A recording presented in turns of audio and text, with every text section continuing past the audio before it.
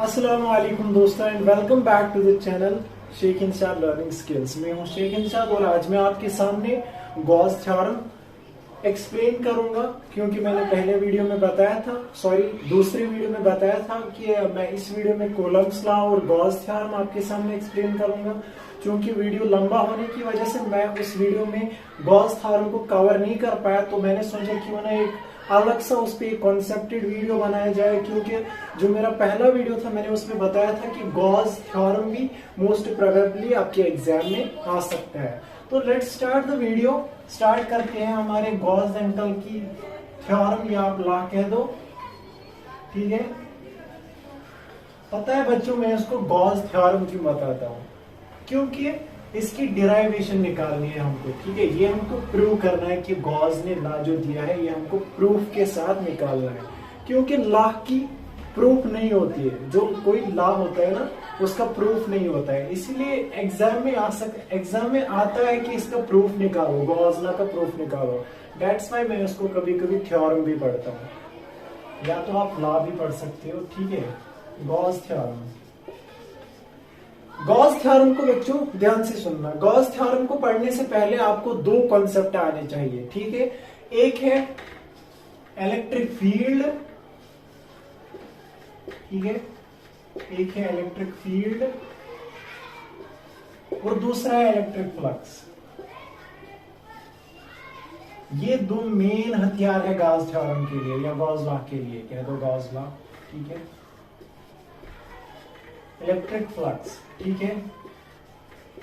हम इन पे ज्यादा डीप नहीं जाएंगे, लेकिन गॉस थ्योरम में जो अगर ये इस्तेमाल होंगे, इनकी फॉर्मूला यूज होगी गॉस थ्योरम में, इसीलिए हम इन पे थोड़ी सी गुफ्तगू कर लेंगे, ठीक है। थोड़ा सा कॉन्सेप्ट में बता दूंगा क्या है।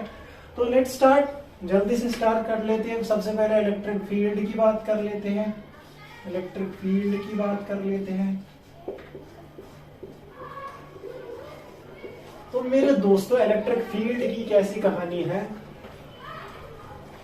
सबसे पहले अपने माइंड में एक इमेजिनेशन लो इलेक्ट्रिक फील्ड के लिए, ठीक है। सॉरी, यहाँ पे क्यू चार्ज मैंने रख दिया, पॉइंट चार्ज है, ठीक है। पॉइंट चार्ज क्या होता है, जिसका कोई वॉल्यूम या एरिया नहीं होता है, ठीक है। और यहां से मैंने रख दिया एक चार्ज क्यू नॉट, और ये वाला चार्ज है ना दोस्तों, इसको मैं नाम देता हूं टेस्ट चार्ज। मैं क्या, फिजिक्स ने इसको नाम दिया है टेस्ट चार्ज, ठीक है। अब आप बता दोगे कि टेस्ट चार्ज क्या होता है। पॉइंट चार्ज तो आपको समझ आ गया कि जिसका वॉल्यूम और एरिया कुछ नहीं हो, ठीक है। टेस्ट चार्ज एक एक्सपेरिमेंटल पर्पस के लिए यूज होता है, बाकी इसका कोई यूज नहीं है, ठीक है। मोस्ट इजीली आप यही याद रखो कि टेस्ट चार्ज एक्सपेरिमेंटल पर्पस के लिए यूज होता है, ठीक है।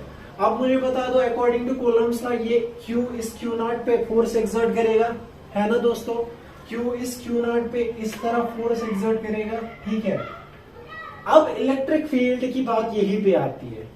अब ये दिमाग में बात लाओ कि अगर इस Q ने इस Q नॉट पे फोर्स एक्सर्ट किया तो क्यों किया, ठीक है। कोई ना कोई वजह तो होगी, ये Q इसको अपनी तरह अट्रैक्ट या रिपल्स करेगा, ठीक है। और इसी में बात आती है हमारे इलेक्ट्रिक फील्ड की। ये जो पॉजिटिव चार्ज है ना, पॉइंट चार्ज, ये अपने आसपास जो इसका एरिया होता है, जो इसकी रेंज होती है, फील्ड की रेंज, एक फील्ड बना लेता है, ठीक है।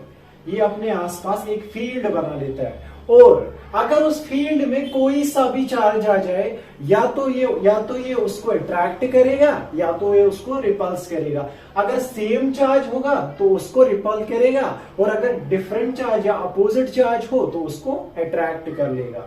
यहाँ पे ये जो फील्ड बनता है ना इसका, पॉजिटिव चार्ज का दोस्तों, ये रेडिली आउटवर्ड्स होता है। रेडिली आउटवर्ड्स का मतलब क्या होता है, इस तरफ होता है, ठीक है, बाहर जाता है। ये कॉन्सेप्ट याद रखना, बहुत इंपॉर्टेंट आएगा गॉस लॉ में। पॉजिटिव चार्ज का फील्ड किस तरफ होता है दोस्तों, पॉजिटिव चार्ज का फील्ड रेडिली आउटवर्ड्स होता है। अब मुझे आप ही लोग बता दो, नेगेटिव का क्या होगा, नेगेटिव वाला रिपेल करेगा या अट्रैक्ट करेगा। अच्छा ये बता दो, नेगेटिव वाला इस क्यू नॉट को अपनी तरफ से खींचेगा या बाहर भेजेगा। खींचेगा, क्योंकि अपोजिट चार्ज है ना, ये माइनस है और ये प्लस है। क्यू नॉट हमेशा आपको प्लस लेना पड़ेगा, क्योंकि ये टेस्ट चार्ज है, ठीक है। तो यहाँ पे ये अपना फील्ड बना लेगा। अब मुझे बता दो इसका फील्ड रेडिली इनवर्ट्स नहीं होगा? हाँ, रेडिली इनवर्ट्स होगा, क्योंकि ये इसको अपनी तरफ खींच लेगा, अट्रैक्ट कर लेगा। ठीक है, फॉर एग्जाम्पल अगर मैं यहाँ पे Q नॉट को रख लेता हूं, ये Q इसको इस तरह अपनी तरफ से अट्रैक्ट कर लेगा, है ना दोस्तों? अच्छा, अगर मैं Q नॉट यहाँ पे रख लेता हूं, अगर मैं Q नॉट यहाँ पे रख लेता हूं इसके फील्ड के अंदर, तो ये प्लस Q इसको ऐसे रिपेल करेगा। ठीक है ना? अब ये कहानी समझ आ गई? अच्छा, अब मुझे एक बात बता दो, अगर मैं इस Q नॉट को दूर रख दूं, ठीक है, इस Q नॉट की डिस्टेंस इस Q से दूर रख दूं, तो मुझे बता दो क्या फोर्स Q नॉट एक्सर्ट कर पाएगा या नहीं? This will be our second question. इसको हम कहते हैं इंटेंसिटी ऑफ इलेक्ट्रिक फील्ड। कितनी इंटेंसिटी में हमारा इलेक्ट्रिक फील्ड एग्जिस्ट कर सकता है? ठीक है, सबसे पहले मैं आपको बता दूं, ये जो प्लस Q नॉट होता है ना, इसका जो फील्ड होता है वो एक्सटेंड होता है अप टू इंफिनिटी। ठीक है, that means up to infinity ये हमारा प्लस Q, ये हमारा माइनस Q, इस Q नॉट पे फोर्स ऑफ अट्रैक्शन और फोर्स ऑफ रिपल्शन एक्सर्ट करेगा। ठीक है, लेकिन अगर मैं इस प्लस Q या माइनस Q को Q नॉट के डिस्टेंस में R रख दूं, ठीक है, अगर मैं प्लस Q और Q नॉट की डिस्टेंस R रख दूं, तो उस वक्त हमारी इंटेंसिटी ऑफ इलेक्ट्रिक फील्ड कितनी होगी वो अब हम निकालेंगे। ठीक है, होप आप लोगों ने ये राइट किया होगा। ठीक है, नहीं किया तो वीडियो को पॉज करके लिख दो, क्योंकि मैंने आपको पहले ही बताया मेरा बोर्ड जो है बहुत स्मॉल कर दो दोस्तों, हो जाएगा आगे। चलो इंटेंसिटी की बात कर लेते हैं। इंटेंसिटी ऑफ इलेक्ट्रिक फील्ड किसकी वजह से? Due to a point charge. ठीक है, प्लस Q की वजह से, ड्यू टू ए पॉइंट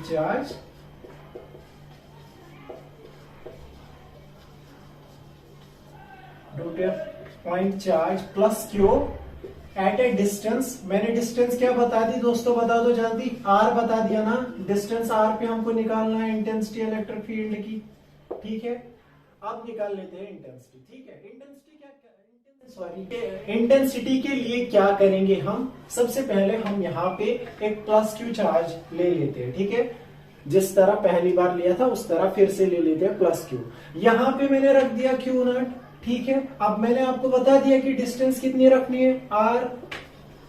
अब इस पॉइंट को Q नॉट को मैं P कह सकता हूं, नाम दिया दोस्तों और कुछ नहीं किया मैंने, जस्ट इसको नाम दिया, P से मैं इसको रिप्रेजेंट करूंगा। ठीक है, प्लस Q और Q नॉट की डिस्टेंस कितनी है? R है।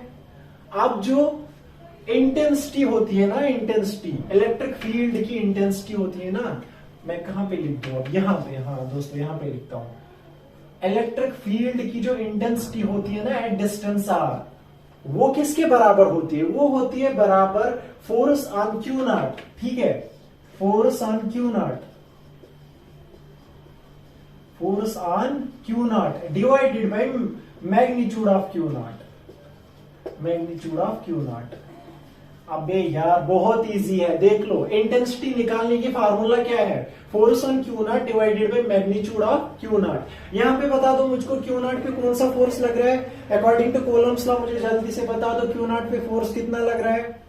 बे यार बहुत इजी है, कूलम्ब्स लॉ में पढ़ा था ना, Q not Q divided by R square, और यहाँ पे K आएगा। ठीक है, K Q not Q divided by R square, यही फोर्स लगेगा ना Q नॉट पे। अबे यार अकॉर्डिंग टू कूलम्ब्स लॉ यहाँ पे देख लो, दो चार्जेस आपस में अट्रैक्ट या रिपेल कर रहे हैं और इनकी डिस्टेंस R है, तो अकॉर्डिंग टू कूलम्ब्स लॉ क्या बनेगा इनका फोर्स? इस पॉइंट का क्या फोर्स बनेगा? K Q not Q divided by R square. ठीक है, अब मैं लिख लेता हूं। अच्छा बता दो मुझको मैग्नीट्यूड ऑफ Q नॉट ये है। ठीक है, यानी कि इसका वैल्यू Q नॉट ये है। ठीक है, अब मुझे फॉर्मूला में बता दो ER किसके बराबर आ जाएगा? फोर्स ऑन Q नॉट कितना है? K Q not Q divided by R square, और हमारा डिवाइड में मैग्नीट्यूड ऑफ Q नॉट, तो Q नॉट आ जाएगा। Q नॉट चला गया घर। ठीक है, Q नॉट चला गया घर, तो क्या बचा? K Q divided by R square.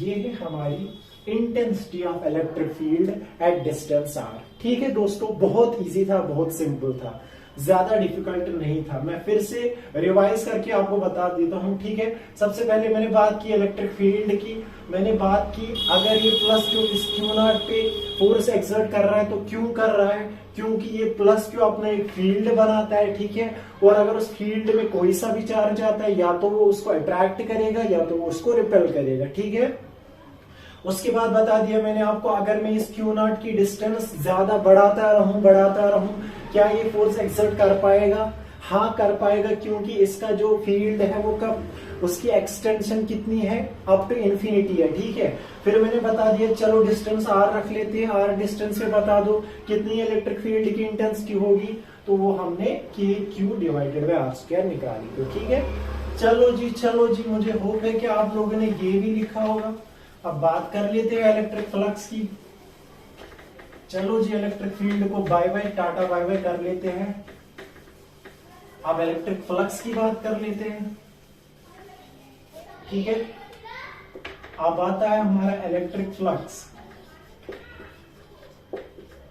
Electric flux तोड़ देंगे इसको, भी फोड़ देंगे, बहुत ही इजी वे में आपको अंडरस्टैंड करवाऊंगा। ठीक है, बस आप मेरे जो व्हाइट बोर्ड है इसकी तरफ से करीब से देखिए और अपने इंटरेस्ट से देखिए। ठीक है, दिल से देखिए, दिल से पढ़िए, तभी आपके दिमाग में वो आएगा। ठीक है, इलेक्ट्रिक फ्लक्स।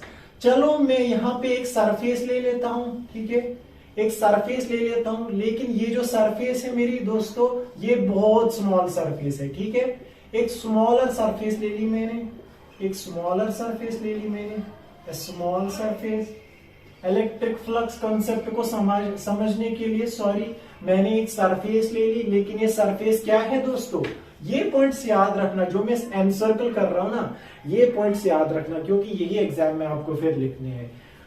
मैंने यहाँ पे एक सरफेस ले ली, लेकिन कौन सी वाली सरफेस ले ली, स्मॉलर सरफेस ले ली। अब मुझे बता दो स्मॉलर सरफेस का एरिया वेक्टर जो होता है ना, अगर आपको इलेक्ट्रिक फ्लक्स डीप में पढ़ना है तो आप कमेंट बॉक्स में बता दो, मैं इस पे एक अलग वीडियो बना दूंगा। लेकिन यहाँ पे गॉस थ्योरम में जो इसकी फॉर्मूला यूज होगी उसके लिए मैं पढ़ा रहा हूँ इलेक्ट्रिक फ्लक्स। ठीक है, एरिया वेक्टर अब लगा लेते हैं इसको। एक बात याद रखना, ये जो एरिया वेक्टर होता है ना दोस्तों, ये हमेशा परपेंडिकुलर टू द सरफेस होता है। ठीक है, इसमें भी कोई बहुत डिफिकल्ट बात नहीं है। एरिया वेक्टर जो होता है वो हमेशा परपेंडिकुलर टू द सरफेस होता है। अच्छा मुझे इधर बता दो, यहाँ पे मैंने एक सरफेस बना दी, इसका एरिया वेक्टर कैसा होगा, ऐसा होगा ना दोस्तों, यहाँ पे ऐसा होगा क्योंकि परपेंडिकुलर टू सरफेस होगा।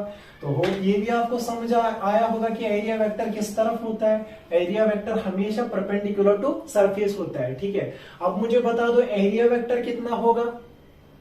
क्या मैं कंप्लीट एरिया वेक्टर ए ले सकता हूं? नहीं ले सकता हूं, क्योंकि मैंने सरफेस स्मॉल ले ली, तो स्मॉल एरिया वेक्टर आ जाएगा, डीए लिखता हूं। डीए क्या रिप्रेजेंट कर रहा है, स्मॉल एरिया वेक्टर। ठीक है, अब आप बता दो ये कि एरिया सर कहां से वेक्टर क्वांटिटी आ गई, एरिया तो स्केलर क्वांटिटी है। लेकिन बच्चों ये आपके 11th स्केलर होती है, 11th के बाद ये खुद ब खुद कन्वर्ट हो जाती है वेक्टर के। यानी कि मेरे कहने का मतलब है जब आप 12th में आओगे ना, मैं 11th की बात कर रहा हूँ, 11th बच्चों को बोल रहा हूँ, जब आप 12th में आओगे तो एरिया आप एज ए वेक्टर लोगे, नॉट ए स्केलर क्वांटिटी। अगर आप वो भी चाहते हो तो वो भी मैं किसी वीडियो में बता दूंगा कि एरिया किस तरह वेक्टर क्वांटिटी है। ठीक है, चलो जी मान लेते हैं इलेक्ट्रिक फील्ड इस तरफ जा रहा है, ये हमने एज्यूम किया इलेक्ट्रिक फील्ड इस तरफ जा रहा है। ठीक है, और इन दोनों के दरमियान एंगल थीटा है। ठीक है, अब जो इलेक्ट्रिक फ्लक्स की फॉर्मूला होती है ये फॉर्मूला आपको याद रखनी है। ठीक है, सबसे पहले हम देख लेते हैं कि इसमें से कितना फ्लक्स बाहर निकलेगा, लेकिन स्मॉलर फ्लक्स सबसे पहले ले लेते हैं। ठीक है, कितना स्मॉलर फ्लक्स इस सरफेस से बाहर निकल रहा है, तो मैं क्या लिखूंगा, डी फाई, क्योंकि फ्लक्स हम फाई से रिप्रेजेंट करते हैं, तो स्मॉलर फ्लक्स पहले देखना है तो मैंने डी फाई लिख दिया। ठीक है, कोई बात नहीं है। डी फाई किसके बराबर होगा, E D A cos theta. ये इसकी फार्मूला है, ये मैं खुद नहीं लिख रहा हूं दोस्तों, ये इसकी फार्मूला है, इलेक्ट्रिक फ्लक्स की फार्मूला है। डी फाई बराबर होता है ईडीए कॉस थीटा। मैंने आपको पहले ही बताया, अगर आप डीप जाना चाहते हो इलेक्ट्रिक फ्लक्स में मुझे कमेंट बॉक्स में बता दो, मैं एक वीडियो बना दूंगा, कोई बात नहीं। लेकिन यहाँ तक आपको गॉस थ्योरम पढ़ना है तो ये बस फार्मूला याद रख लो। ईडीए कॉस थीटा में क्या लिख सकता हूँ बच्चों बता दो। 11th में आपने डॉट प्रोडक्ट पढ़ा है, डॉट प्रोडक्ट से के हिसाब से इसको मैं क्या लिख सकता हूँ, क्या मैं इसको ये नहीं लिख सकता हूँ E dot D A? Comment box में बता दो लिख सकता हूँ या नहीं लिख सकता हूँ। हाँ आराम से लिख सकता हूँ, क्योंकि डॉट प्रोडक्ट के हिसाब से ईडीए कॉस थीटा को मैं ई डॉट डी ए लिख सकता हूँ। अगर साइन थीटा होता तो क्रॉस लिखना था। डॉट प्रोडक्ट और क्रॉस प्रोडक्ट नहीं पढ़ा 11th क्लास में, बहुत ईजी है, पढ़ लेना। ठीक है चलो मैंने इसको ईडीए लिख दिया। अब अगर मुझे टोटल फ्लक्स निकालना हो तो कैसे निकालूंगा? टोटल फ्लक्स फाई आ जाएगा, ठीक है। तो मैं इसकी इंटीग्रेशन ले लूंगा, डी फाई की इंटीग्रेशन ले लूंगा, बहुत इजी है। मैंने क्या बताया, सबसे पहले स्मॉलर फ्लक्स लेना है इस सरफेस से, क्योंकि ये सरफेस खुद स्मॉलर है। मैंने एक काम कर दिया, एरिया वेक्टर डाल दिया परपेंडिकुलर टू द सरफेस, और मैंने एज्यूम कर लिया कि इलेक्ट्रिक फील्ड यहां से जा रहा है, इनके दरमियान थीटा एंगल है। और फिर मैंने फार्मूला लिख दी डायरेक्ट इलेक्ट्रिक फ्लक्स की, जो होती है ईडीए कॉस थीटा। अब मैंने बता दिया डॉट प्रोडक्ट के लॉ के हिसाब से ये ईडीए आ जाएगा, ठीक है। अब अगर मुझे टोटल फ्लक्स निकालना है ना दोस्तों, तो मैं सीधे इसकी इंटीग्रेशन कर लूंगा, ठीक है। डी थीटा की इंटीग्रेशन मतलब ईडीए की integration, E dot D A की इंटीग्रेशन। तो ये होता है हमारा इलेक्ट्रिक फ्लक्स। अब इस पे भी एक कॉन्सेप्ट आ जाता है, ठीक है। अगर इलेक्ट्रिक फील्ड कांस्टेंट हो तो मैं इलेक्ट्रिक फील्ड को बाहर ले सकता हूं, है ना दोस्तों। मान लो इलेक्ट्रिक फील्ड कांस्टेंट है किसी सरफेस में, ठीक है, तो मैं ई को बाहर लेकर इंटीग्रेशन ऑफ डीए कर लूंगा। और आप सब स्टूडेंट्स मुझे बता देंगे कमेंट बॉक्स में इंटीग्रेशन ऑफ डीए कितनी है। आपको इंटीग्रेशन किसकी करनी है? डीए की, स्मॉलर एरिया। अगर आप स्मॉलर एरिया का समेशन लोगे, सब स्मॉलर एरिया को आपस में ऐड कर लोगे, तो क्या बन जाएगा? टोटल एरिया, दैट मींस ए बन जाएगा, वो फिर से ई डॉट ए आ जाएगा। तो ये है हमारे, ठीक है, टोटल फ्लक्स की फॉर्मूला। लेकिन कब? याद रखना, जब इलेक्ट्रिक फील्ड कांस्टेंट हो। तो ये थी हमारी कहानी इलेक्ट्रिक फ्लक्स की। चलो जी गॉस अंकल ने आप थ्योरम में क्या बता दिया। गॉस अंकल ने चीजें बहुत सिंपल कर दी, आपको मैं दिखा दूंगा, बहुत सिंपल कर दी चीजें गॉस अंकल ने।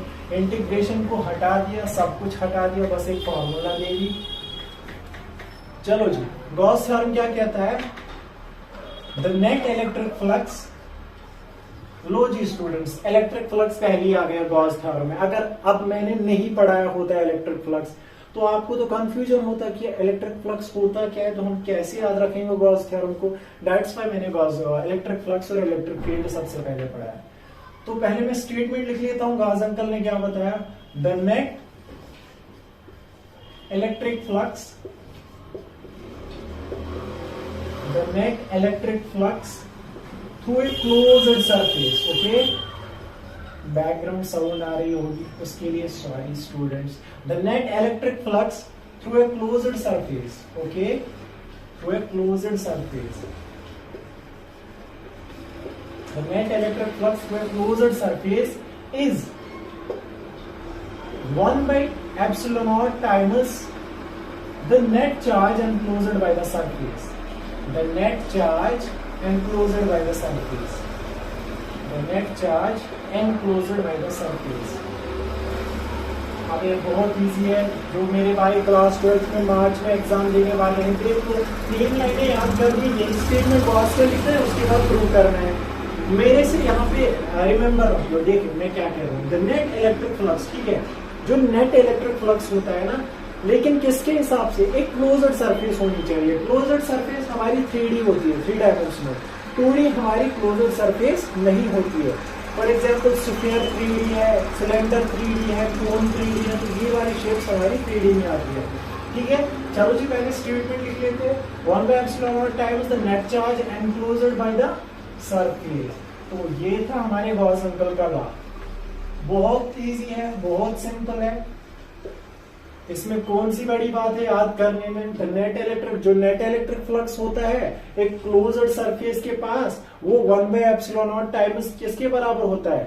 The charge enclosed by that very surface, जो उस सरफेस ने चार्ज अपने में एनक्लोज किया होगा, ठीक है। चलो जी, अब आपको एग्जाम में बता देंगे कि प्रूफ बताओ, गॉस थ्योरम का प्रूफ बताओ। सबसे पहले हम मैथमेटिकली लिख लेते हैं, ठीक है। सबसे पहले क्या बताता है द नेट इलेक्ट्रिक फ्लक्स, यानी कि फाई, ठीक है। फाई किसके बराबर होगा, 1/ε0 टाइम्स, ठीक है, 1/ε0 times the net charge. Net charge हम ले लेते हैं Q, ठीक है। तो ये है हमारे गॉस अंकल का बात, कुछ नहीं, इंटीग्रेशन सब छोड़ दिया गॉस अंकल ने, इलेक्ट्रिक फ्लक्स का वो कॉन्सेप्ट छोड़ दिया। उसने सीधा बोला कि क्लोज्ड सरफेस में जो इलेक्ट्रिक फ्लक्स होता है वो किसके बराबर होता है, 1/ε0 times the net charge enclosed by the surface. लेकिन यहाँ पे एक शर्त है दोस्तों, ये जो Q है ना, ये एनक्लोज्ड टू द सरफेस या इनसाइड द सरफेस होना चाहिए, ठीक है। ये इनसाइड द सरफेस होना चाहिए। अगर हमारा Q आउटसाइड द सरफेस हो गया तो गॉस का पूरा लॉ खराब हो जाएगा, ये फिर एप्लीकेबल नहीं होगा, सॉरी। हाँ, तो चलो जी, इसका प्रूफ देख लेते हैं। क्या प्रूफ देख लेंगे, प्रूफ है ही नहीं, तो मैं एग्जाम्पल के हिसाब से आपको दिखा देता हूं कि गॉस अंकल का लॉ क्या है। चलो जी, सबसे पहले प्रूफ के लिए प्रूफ लिख लेते हैं। ओ यार, प्रूफ के लिए प्रूफ लिख लेते हैं, ठीक है। चलो जी, एक स्फीयर बना लो। मुझे उतनी ड्राइंग अच्छी नहीं आती है, चलो फिर भी मैं ट्राई कर लेता हूँ, ठीक है। चलो जी, मैंने एक स्फीयर बना लिया, ठीक है। यहाँ पे मैंने रख लिया +Q चार्ज, ठीक है। यहाँ पे मैंने रख लिया सेंटर में स्फीयर के +Q चार्ज, और यहां से मैंने एक स्मॉलर सरफेस लिया स्फीयर का, ठीक है। एक स्मॉलर सरफेस लिया स्फीयर का। अबे यार, ये देखो, ठीक है, ये एक बोतल है, ठीक है, ये एक बोतल है। ये किस शेप में है, अभी सिलेंडर में है ना, टू सम एक्सटेंट। यहाँ पे मैं इसका एक सरफेस पार्ट ले लेता हूँ, वही मैं यहाँ समझाने की कोशिश कर रहा हूँ। ये एक स्फीयर है, ठीक है, और थोड़ा सा पार्ट में ले लेता हूँ, ठीक है, ए स्मॉलर सरफेस, ठीक है, ए स्मॉलर सरफेस में ले लेता हूँ, ए स्मॉल सरफेस, ठीक है, स्मॉल सरफेस में ले लेता हूँ। अच्छा, अब मुझे बता दो इस स्मॉल सरफेस का एरिया वेक्टर किस तरफ होगा, बता दो जल्दी। स्मॉलर सरफेस का एरिया वेक्टर किस तरफ होगा, मैंने क्या बताया, एरिया वेक्टर किस तरफ होता है, परपेंडिकुलर टू द सरफेस, यानी कि इस तरफ होगा, perpendicular to the surface DA। Smaller आएगा एरिया वेक्टर भी, क्योंकि सरफेस स्मॉलर ले ली, ठीक है। अब मुझे बता दो, अब यहाँ पे पॉइंट आता है, अब मुझे बता दो इलेक्ट्रिक फील्ड किस तरफ होगा, इलेक्ट्रिक फील्ड किस तरफ होगा, बता दो दोस्तों। ये पॉजिटिव चार्ज है, पॉजिटिव चार्ज में इलेक्ट्रिक फील्ड में हमने सबसे पहले क्या पढ़ा, पॉजिटिव चार्ज में इलेक्ट्रिक फील्ड अवे जाता है, अवे फ्रॉम चार्ज जाता है, यानी कि हमारा इलेक्ट्रिक फील्ड भी इसी तरफ और हमारा एरिया वेक्टर भी इसी तरफ। अबे भाई, ये क्या बात है, यानी कि थीटा कितना है, यानी कि थीटा 0 है। चलो जी, अब स्मॉलर फ्लक्स निकाल लेते हैं कि कितना यहां से डेवलप होगा स्मॉलर फ्लक्स। चलो जी, d निकाल लेते हैं। d कितना आएगा, फार्मूला क्या है, EDA cos थीटा, और थीटा कितना है, 0 डिग्री। क्या आ जाएगा, EDA, क्योंकि cos 0 किसके बराबर होता है दोस्तों, cos 0 1 के बराबर होता है। तो ये हमारा आ गया स्मॉलर फ्लक्स, ठीक है। चलो जी, अब मुझे बता दो, यहां पे मैं एक और स्मॉलर पार्ट ले लेता हूं, स्मॉलर सरफेस ले लेता हूं। इसका भी एरिया वेक्टर किस तरफ होगा, परपेंडिकुलर टू सरफेस। ये सरफेस है, ये परपेंडिकुलर हो जाएगा, इस तरह हो जाएगा DA, ठीक है। अब मुझे बता दो इसका इलेक्ट्रिक फील्ड किस तरफ होगा, अरे यार वो भी तो इसी तरफ होगा, क्योंकि अवे फ्रॉम चार्ज जाएगा, पॉजिटिव चार्ज है, तो ये E बन जाएगा। अब मुझे बता दो, अब मेन पॉइंट समझो, क्या यहाँ का E और यहाँ का E बराबर है, क्या यहाँ का E और यहाँ का E बराबर है। यही पे आपका इलेक्ट्रिक फील्ड का कॉन्सेप्ट आ रहा है, ठीक है, जो मैंने पहले पढ़ा है। सबसे पहले मुझे बता दो, हमने जो इलेक्ट्रिक फील्ड की इंटेंसिटी निकाली एट डिस्टेंस r, वो कितना है, KQ डिवाइडेड बाई r²। यहां से मान लो इस स्फीयर का रेडियस r रख लेते हैं, ठीक है, फिर ये r हो जाएगा, ये भी r हो जाएगा, यानी कि इलेक्ट्रिक फील्ड सेम आ जाएगा। अबे यार दोस्तों, इसका भी रेडियस r है, इसका भी रेडियस r है, यानी कि सेपरेशन r है, और हमारे फॉर्मूला में r² है, यानी कि r² दोनों पे आएगा, यहाँ पे भी r² आएगा, यहाँ पे भी r² आएगा, यानी कि यहाँ का भी इलेक्ट्रिक फील्ड सेम होगा, यहाँ का भी इलेक्ट्रिक फील्ड सेम होगा, चाहे आप कहीं पे भी स्फीयर पे ले लो, यहाँ पे थोड़ा सा स्मॉल पार्ट ले लो, इसका एरिया वेक्टर इस तरफ जाएगा, डीए आ जाएगा, ठीक है। इलेक्ट्रिक फील्ड भी इसी तरह जाएगा, क्यों जाएगा, क्योंकि पॉजिटिव चार्ज है, अवे फ्रॉम चार्ज जाएगा, थीटा 0 आ जाएगा, और इसका भी electric field same as this आ जाएगा, सेम एज दिस आ जाएगा, क्योंकि इसकी रेडियस भी आर होगी। चलो जी दोस्तों, होप आपको समझ आया होगा कि इलेक्ट्रिक फील्ड सभी जगह इस स्फीयर में सेम रहेगा, क्योंकि एरिया क्योंकि जो रेडियस ऑफ स्फीयर है ना दोस्तों वो आर है, और हमारी इलेक्ट्रिक फील्ड की डिस्टेंस एट डिस्टेंस, हमारी इलेक्ट्रिक फील्ड की इंटेंसिटी एट डिस्टेंस आर किसके बराबर होती है, k q divided by r square. चलो जी अब टोटल फ्लक्स निकाल लेते हैं। टोटल फ्लक्स किसके बराबर होगा, फाई, ठीक है। ये स्मॉलर फ्लक्स है डी फाई, ये टोटल फ्लक्स है फाई, ठीक है, कोई कंफ्यूजन नहीं लेना। इसकी इंटीग्रेशन कर लेते हैं दोस्तों जल्दी से जल्दी, डी फाई की इंटीग्रेशन कर लेते हैं। चलो जी, क्या मैं डी फाई की इंटीग्रेशन मतलब ईडीए की इंटीग्रेशन, ठीक है, ईडीए की इंटीग्रेशन, क्योंकि डी फाई खुद किसके बराबर है, ईडीए के बराबर।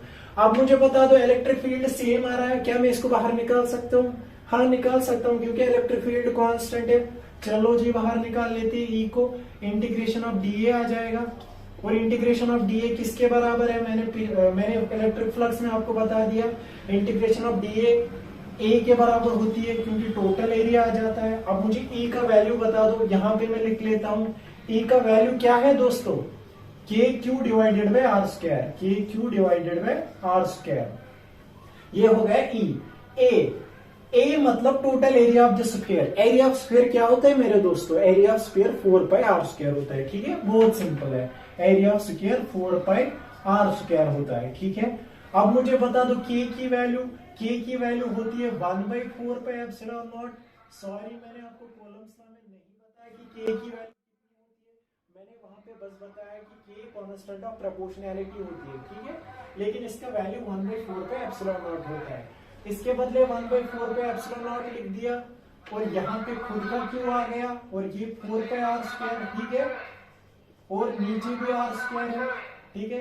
अब मुझे बता दो 4 पे और 4 पे कैंसल, आर स्क्वायर और आर स्क्वायर कैंसल, क्या बच जाएगा, Q divided by epsilon not. यही तो है हमारे गॉस अंकल का थ्योरम या गॉस अंकल का law, Q by epsilon not हमको प्रूफ करना था, कर लिया दोस्तों, बहुत इजी है।